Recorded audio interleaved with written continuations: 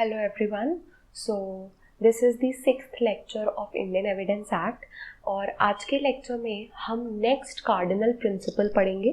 थोड़ा सा रिकैप मैं आपको करा देती हूँ कि अभी हम cardinal principles of evidence law पढ़ रहे थे. Cardinal principles of evidence law क्या होते हैं? Cardinal principles of evidence law जो है वो रूल ऑफ बेस्ट एविडेंस होते हैं कि कोर्ट कौन से एविडेंस पे से कौन सा एविडेंस प्रेफर करेगा, वो होगा बेस्ट एविडेंस. कि अगर ओरल एविडेंस और डॉक्यूमेंट्री एविडेंस है तो दोनों में से बेस्ट एविडेंस कौन से होंगे. ये होते हैं कार्डिनल प्रिंसिपल्स जो हमें out of several evidences best evidence pick करने में हेल्प करते हैं. और कोर्ट ये कैसे निकालते हैं कि क्या बेस्ट एविडेंस है? By using the special powers of the court which is also one of the cardinal principle of evidence law. So ये है कार्डिनल प्रिंसिपल के बारे में. इसके बाद हमने फर्स्ट कार्डिनल प्रिंसिपल पढ़ना शुरू किया था, that was exclusion of oral evidence bye documentary evidence. इसमें हमने 91, 92 एंड देन 93 से 99 तक सारे सेक्शंस पढ़े, जिसमें हमने देखा कि कब हम किसी भी डॉक्यूमेंट का ओरल एविडेंस नहीं दे सकते हैं, कब हमें सिर्फ उसका डॉक्यूमेंट्री एविडेंस ही देना है, कब हम उस डॉक्यूमेंट का इवन ओरल एविडेंस भी दे सकते हैं. दैट मीन्स दोज सिचुएशंस हमने प्रीवियस लेक्चर में देखा था कि व्हाट आर दोज सिचुएशंस जिसमें the bar of section 91 and 92 does not apply. तो उसमें हमने 6 प्रोवाइजोज देखे थे जिसमें डिफरेंट सिचुएशंस दी गई थी जहाँ पे ये जो एक्सक्लूजन ऑफ ओरल एविडेंस वाला बार है वो अप्लाई नहीं करता है. वो एक्सेप्शंस हैं to the general rule that oral evidence will be excluded by documentary evidence in those cases. So हमने अभी तक ये पढ़ा था. तो फर्स्ट कार्डिनल प्रिंसिपल हमारा खत्म हो चुका है. आज हम स्टार्ट करेंगे हमारा next cardinal principal which is also very very important and it is also one of the rule, it is also one of the way of finding out the best evidence. So this is also the best evidence rule. Alright, तो आज जो हम cardinal principal पढ़ने वाले हैं उसका नाम है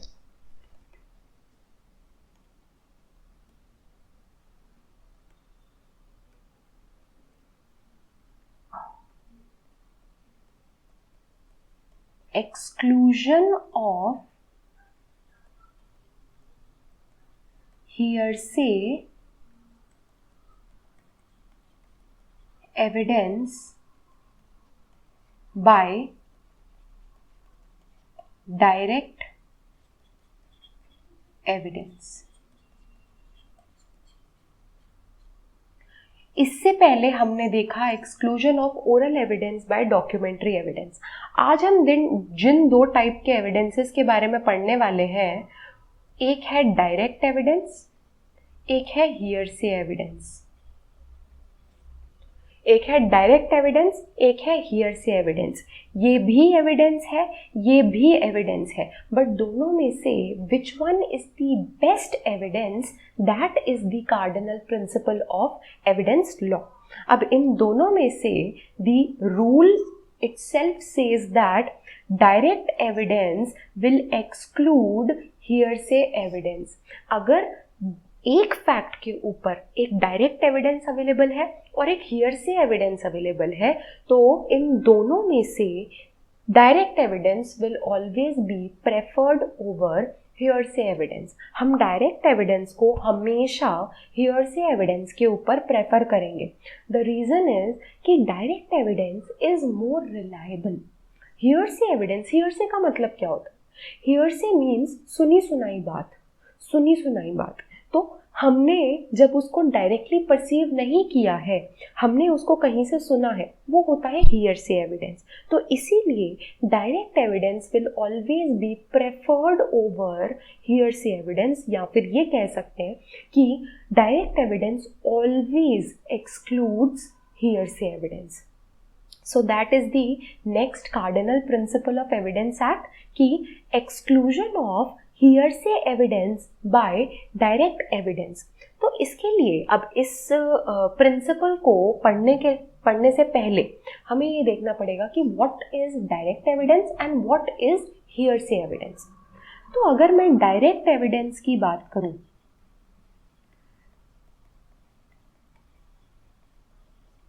as the name itself suggest, इसके नाम से ही हमें पता लग रहा है डायरेक्ट। डायरेक्ट का मतलब है जो हमने डायरेक्टली परसीव किया है, the evidence which we have perceived directly, जो हमने डायरेक्टली परसीव किया है। फॉर एग्जाम्पल, अगर वो कोई ऐसा एविडेंस है जो सुना गया है, तो जो पर्सन एविडेंस दे रहा है उसी ने वो सुना है। या फिर अगर वो कोई ऐसा एविडेंस है जो देखा जा सकता है, तो जो पर्सन एविडेंस दे रहा है उसने उसको डायरेक्टली देखा है। या वो कोई भी ऐसा एविडेंस है जो डायरेक्टली अपने सेंसेस से परसीव किया जा सकता है, तो जो पर्सन उसका एविडेंस दे रहा है उसी ने उस एविडेंस को डायरेक्टली परसीव किया है।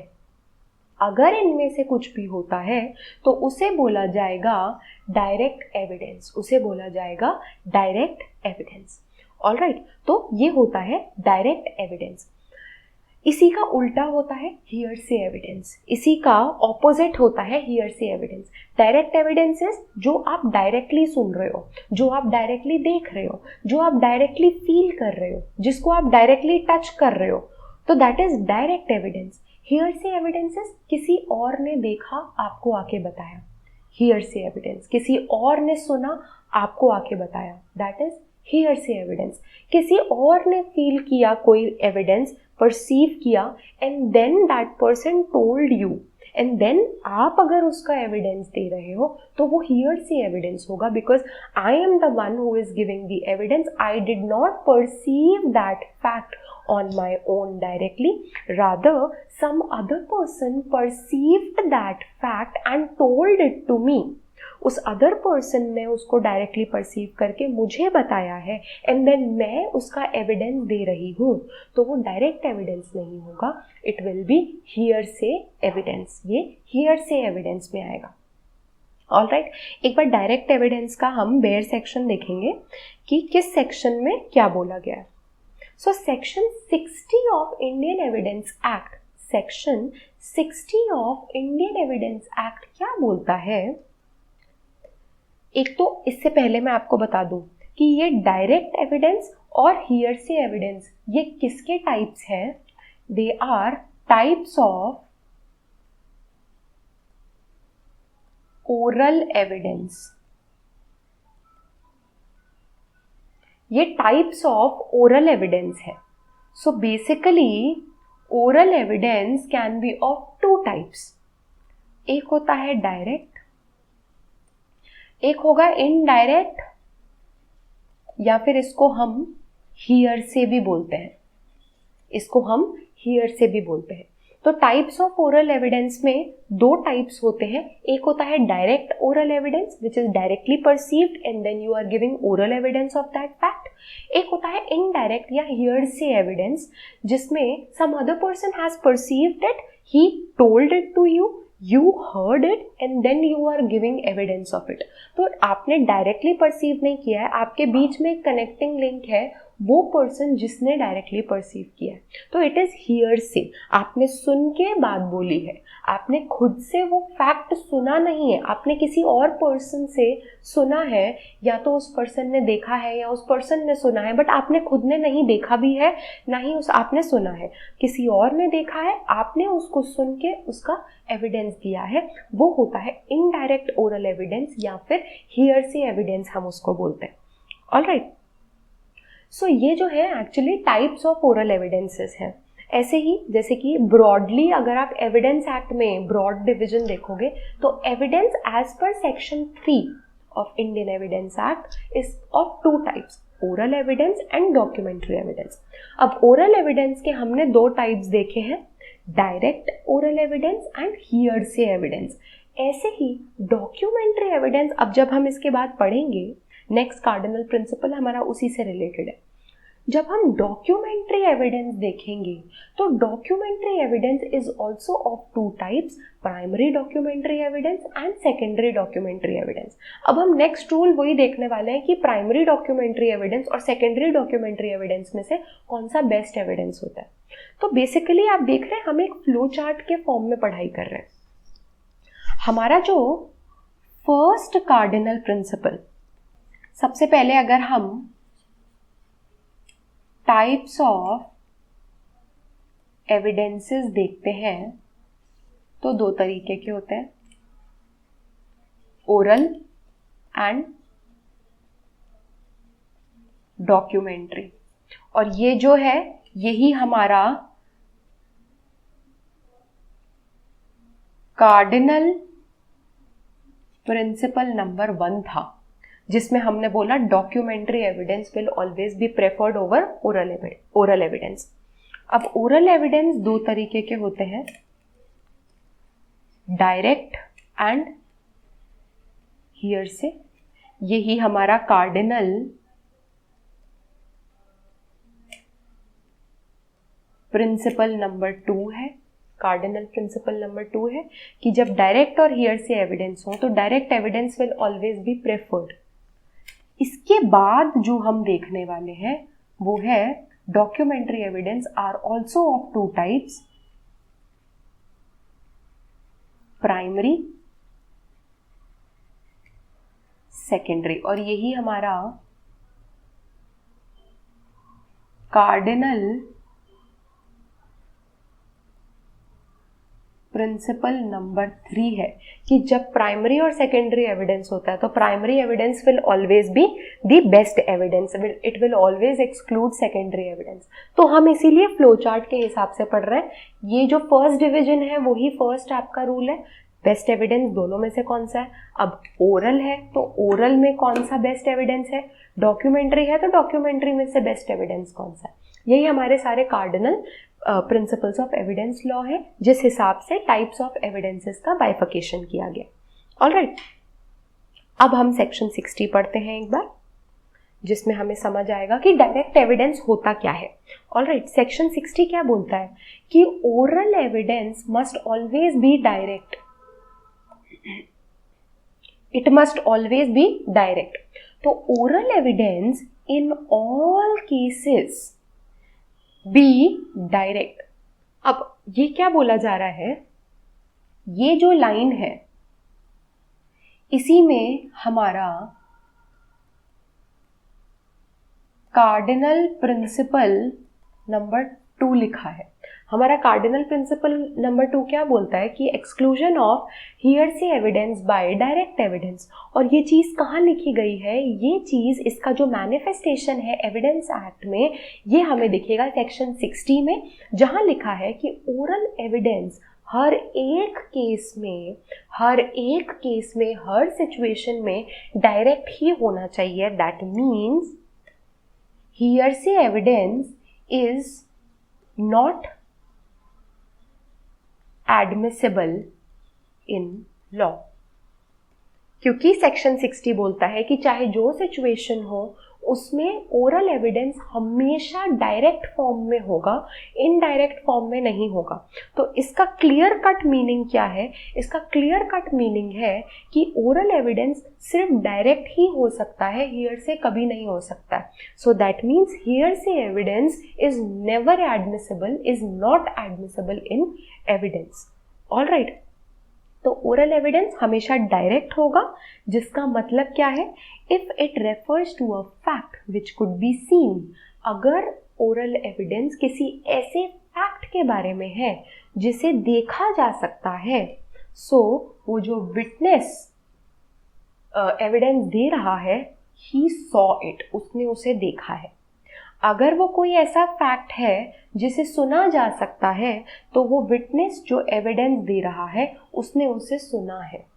या फिर वो कोई ऐसा फैक्ट है जिसे किसी भी और अदर सेंस से परसीव किया जा सकता है, तो ये विटनेस जो एविडेंस दे रहा है उसी ने उसको डायरेक्टली परसीव किया है, फील किया है।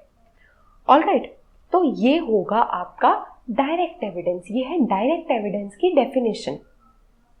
All right, it refers to an opinion or to the grounds on which that opinion is held. अगर जो एविडेंस है जिस फैक्ट का हम एविडेंस दे रहे हैं, सपोज वो जो है वो कोई ओपिनियन है, सपोज एक्सपर्ट ओपिनियन, हम किसी एक्सपर्ट ओपिनियन का एविडेंस दे रहे हैं, या फिर कोई ऐसे ग्राउंड्स हैं जिन पे बेस होके वो एक्सपर्ट ओपिनियन दिया गया है. ऑल राइट, तो it must be the evidence of the person who holds that opinion. तो वो एविडेंस देने वाला, चाहे तो ओपिनियन का एविडेंस, चाहे तो ओपिनियन जिन ग्राउंड्स पे बेस्ड है उस ग्राउंड का ओपिनियन, वो ओपिनियन देने वाला वही पर्सन होना चाहिए जिसका ओपिनियन है, उसी का एविडेंस होना चाहिए. अपने ओपिनियन का डायरेक्ट एविडेंस वो पर्सन खुद देगा who is giving the opinion. All right, provided, इसमें प्रोवाइजो क्या है, provided that the opinions of the expert expressly expressed in a treatise commonly offered for sale. अगर बुक फॉर्म में है या फिर किसी भी डॉक्यूमेंट फॉर्म में है, कोई भी ऐसा एक्सपर्ट कमेंट्रीज होती हैं जो कि सेल के लिए होती हैं, उस कमेंट्री में, उस बुक में उसने एक्सपर्ट ने अपना ओपिनियन दिया है, and the grounds on which the opinion are held, तो उसके ओपिनियन को और उन ग्राउंड्स को प्रूव करने के लिए कोर्ट क्या बोलेगी, कोर्ट उस पर्सन को अगर नहीं लाया जा सकता, बिकॉज मे बी जिस पर्सन ने वो ओपिनियन दिया था उस बुक में, द पर्सन इज डेड और the person can not be found, या फिर the person of incapable of attending the court, तो ऑब्वियसली अब वो डायरेक्टली आके तो दे नहीं सकता evidence.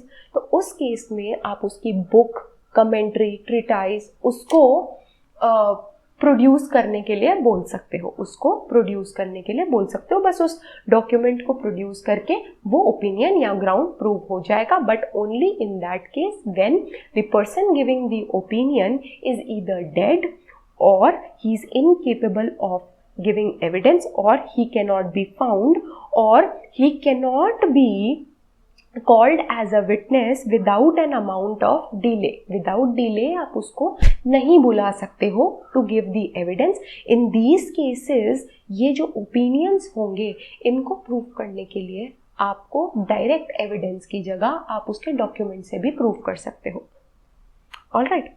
Provided also that if oral evidence refers to the existence or condition of any material thing other than a document, किसी material thing के बारे में है अगर वो evidence, पर document के अलावा अगर कोई और material thing है, तो court production of such thing भी करा सकता है apart from direct evidence. Apart from direct evidence.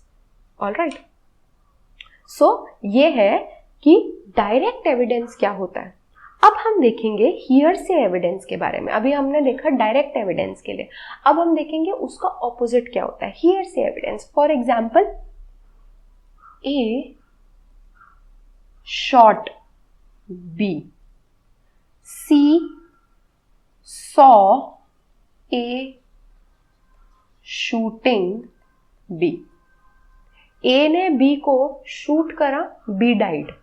सी ने क्या देखा कि ए बी को शूट कर रहा है.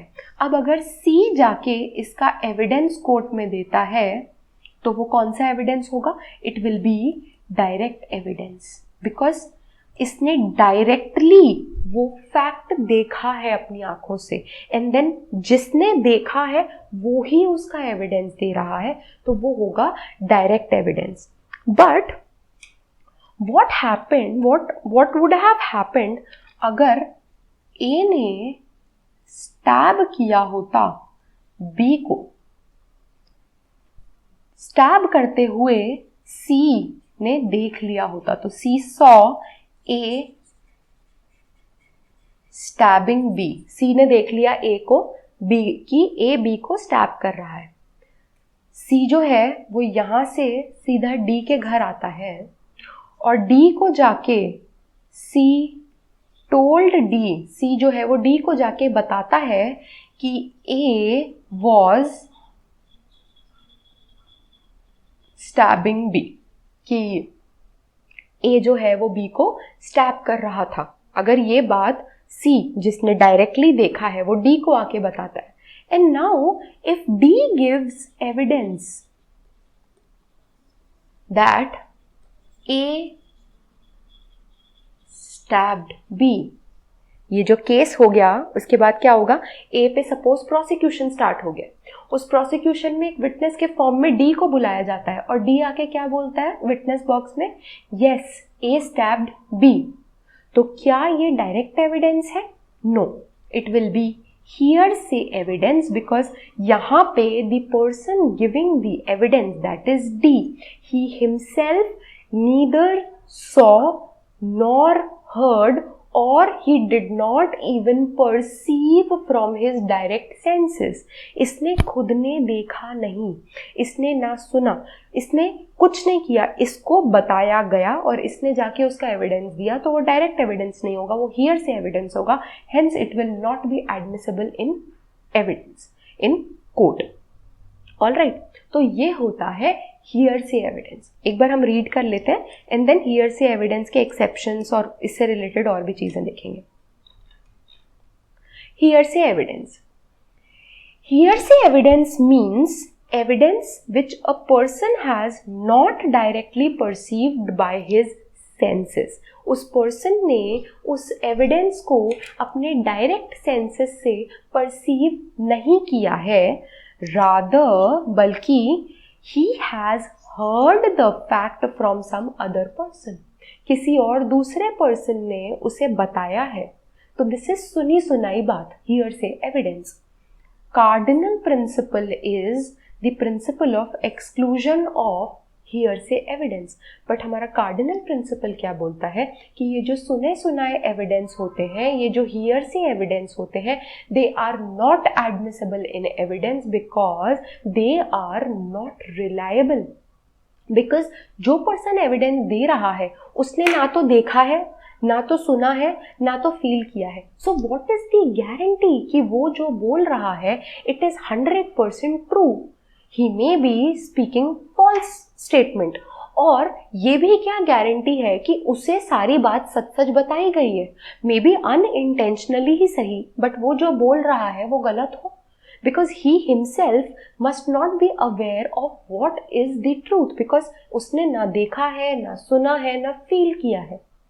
So there is no reliability over such kind of evidences. Hence these evidences, the hearsay evidences, are not admissible in evidence in the court. All right.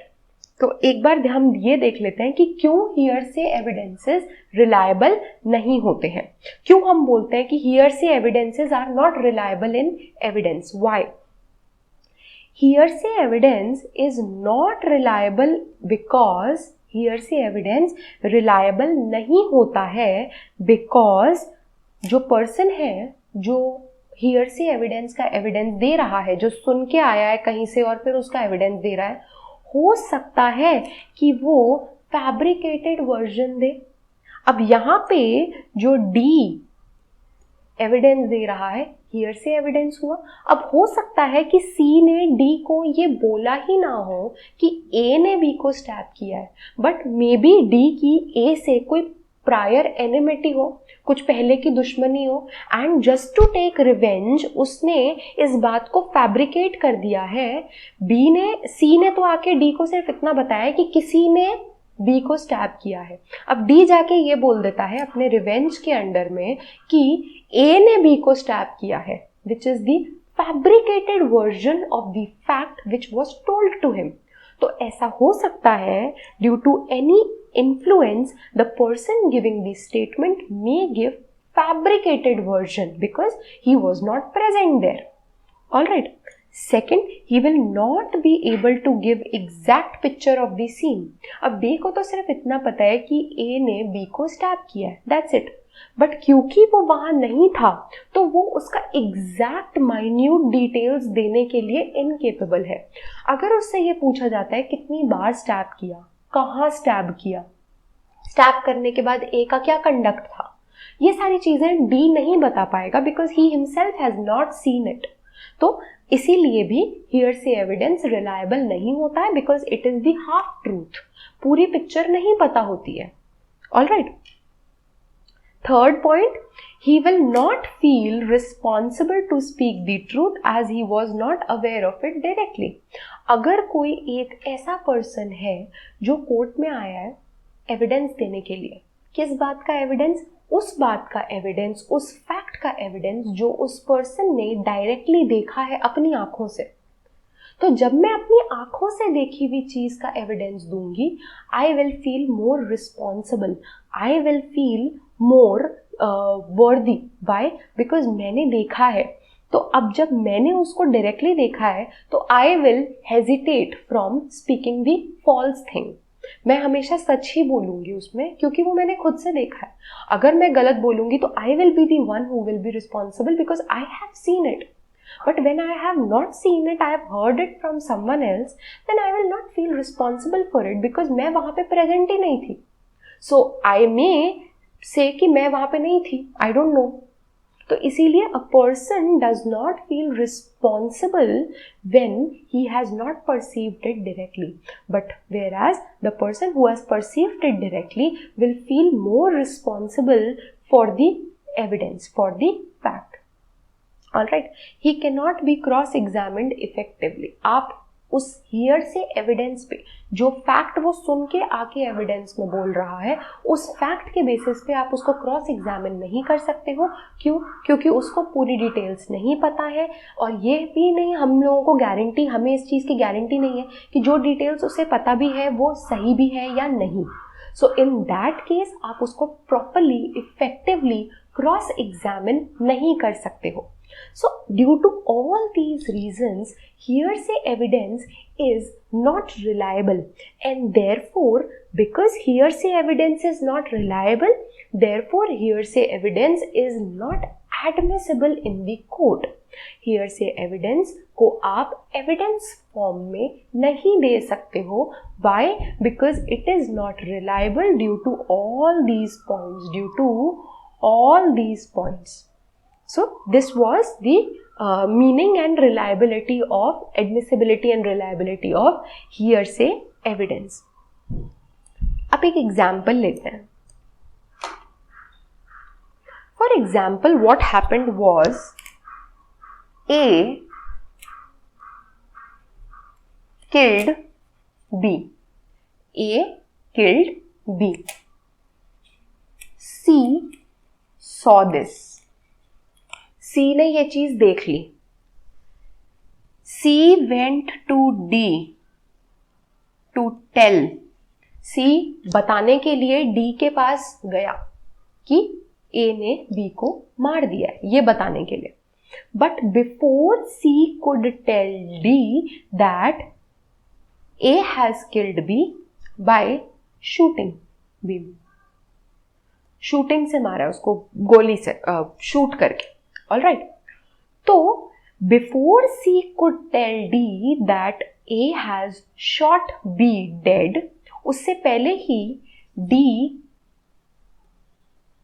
heard the bullet sound and also saw A running. अब C D को बताने जाता, उससे पहले ही D ने अपने आप क्या सुना?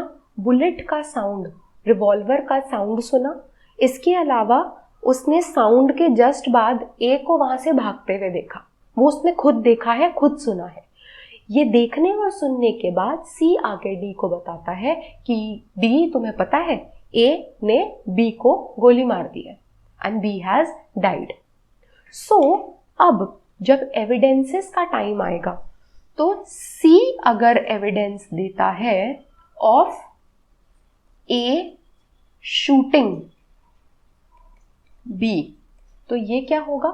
This will be direct evidence and it will be allowed because C ने A को देखा था कि वो B को शूट कर रहा था. अब अगर बात D की आती है,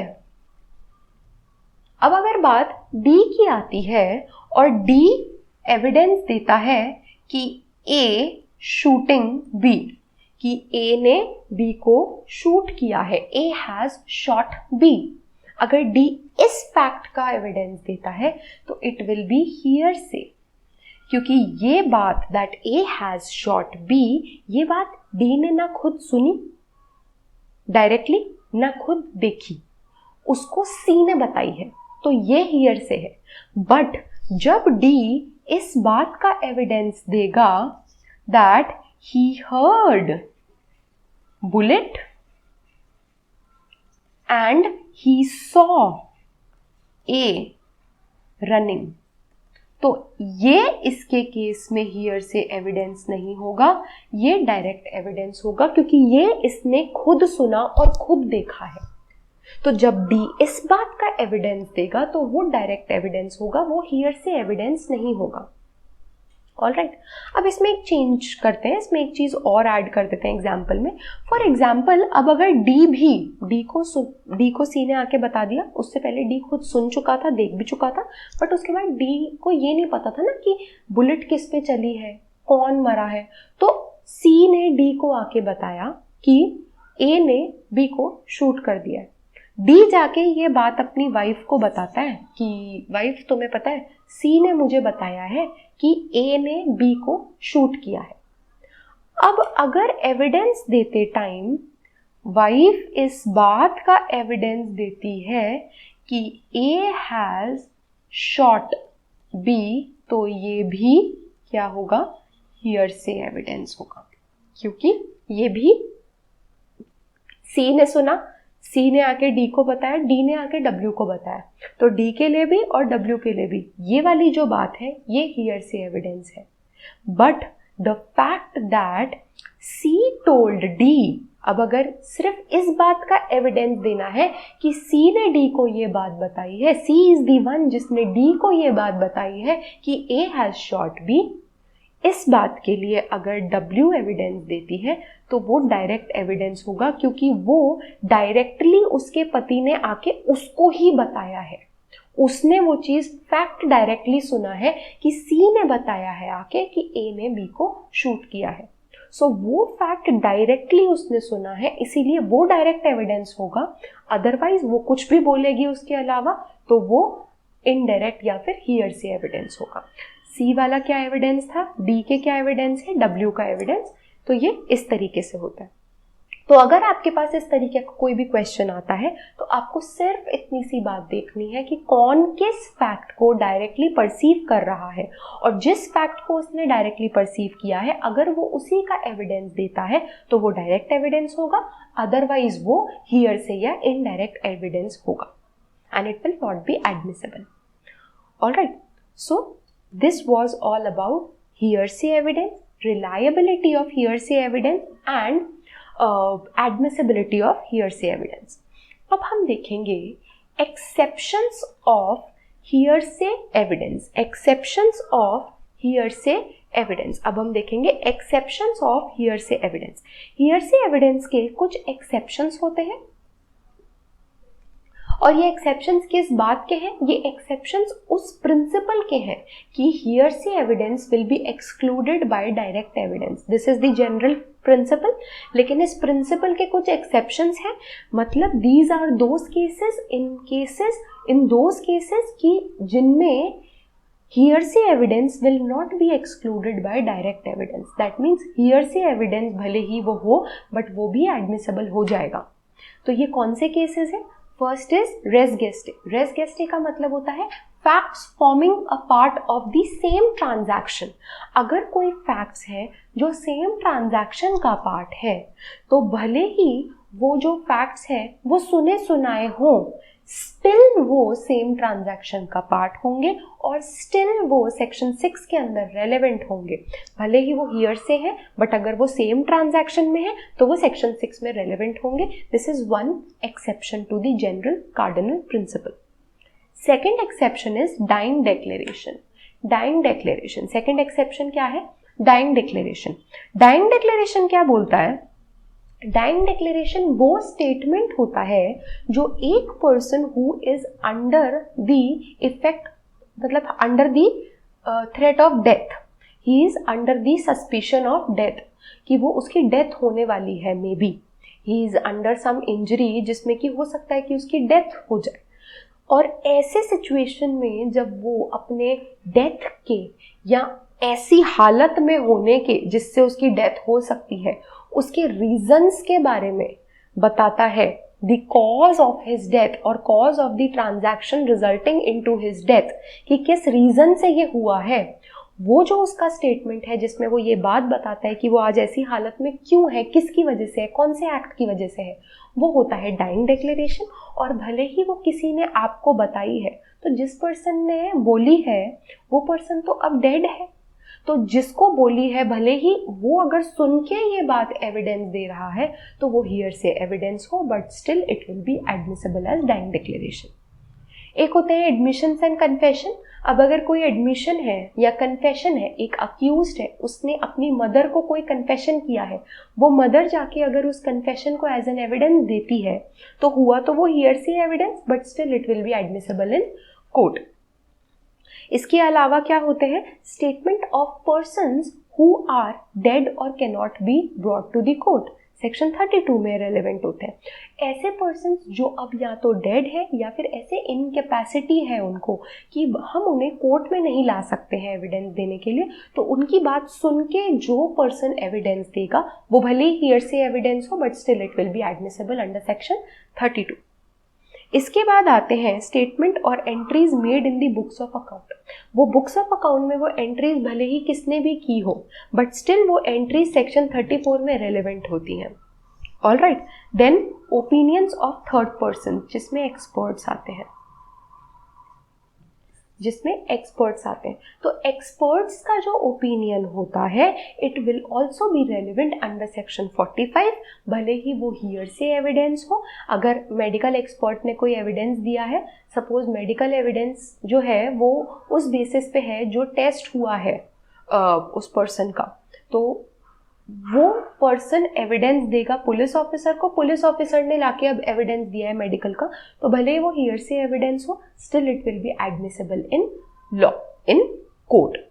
ऑल राइट, बट इसमें से ये बोला जाता है कि ये जो डाइंग डिक्लेरेशन है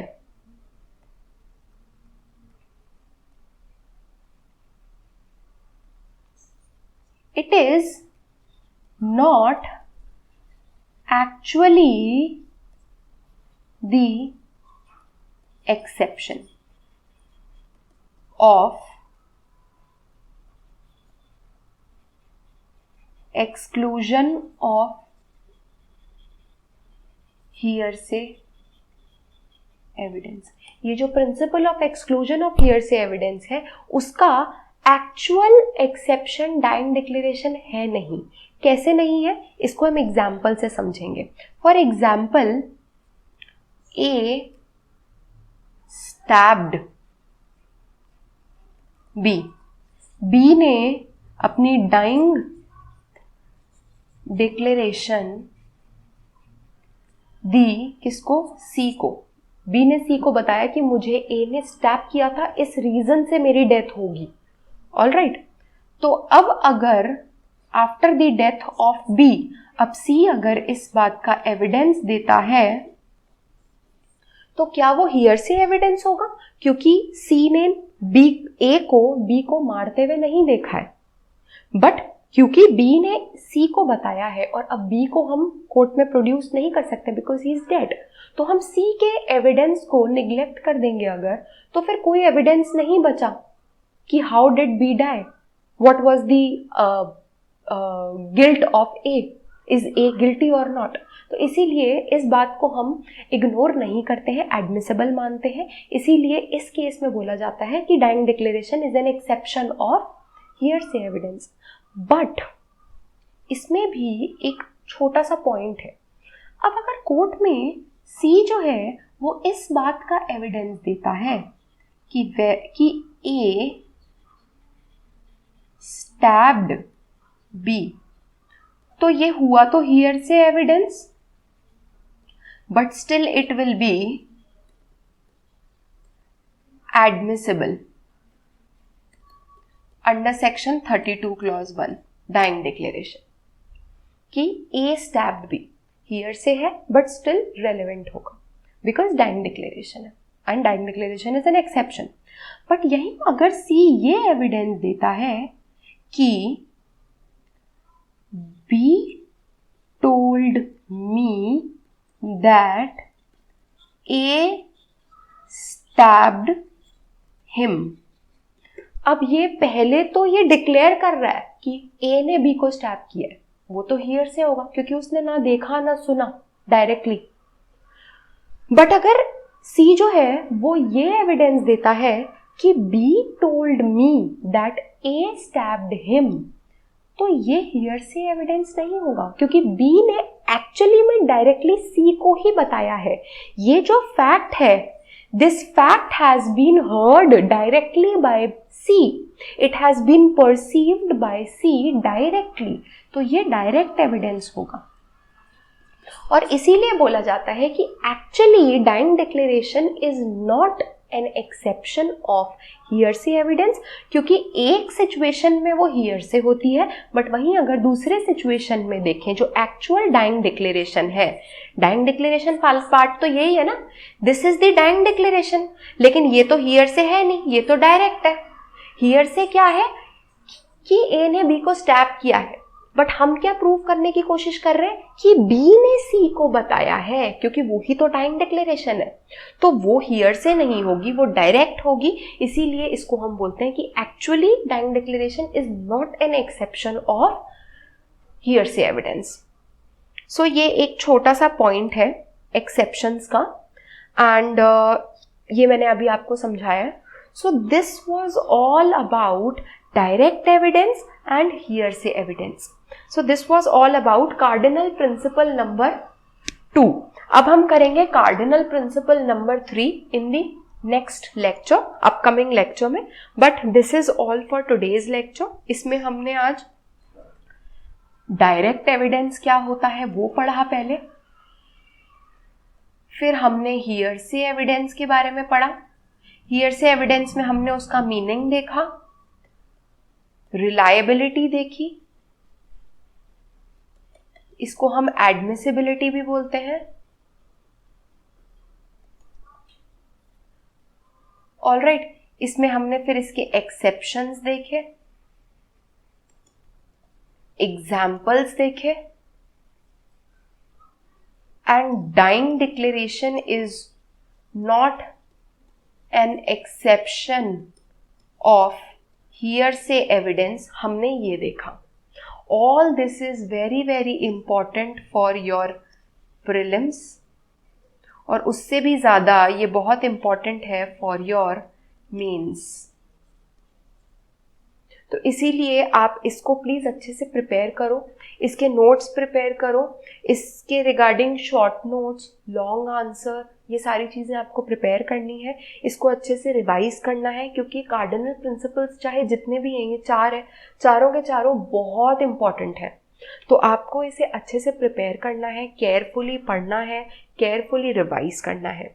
that is all about today's lecture. हम अब नेक्स्ट कार्डिनल प्रिंसिपल अपने नेक्स्ट लेक्चर में स्टार्ट करेंगे. Till then you have to revise your course. Till then you have to revise the thing that we did in this lecture. So we'll meet in the next lecture. Till then, have a nice day. Take care. Bye.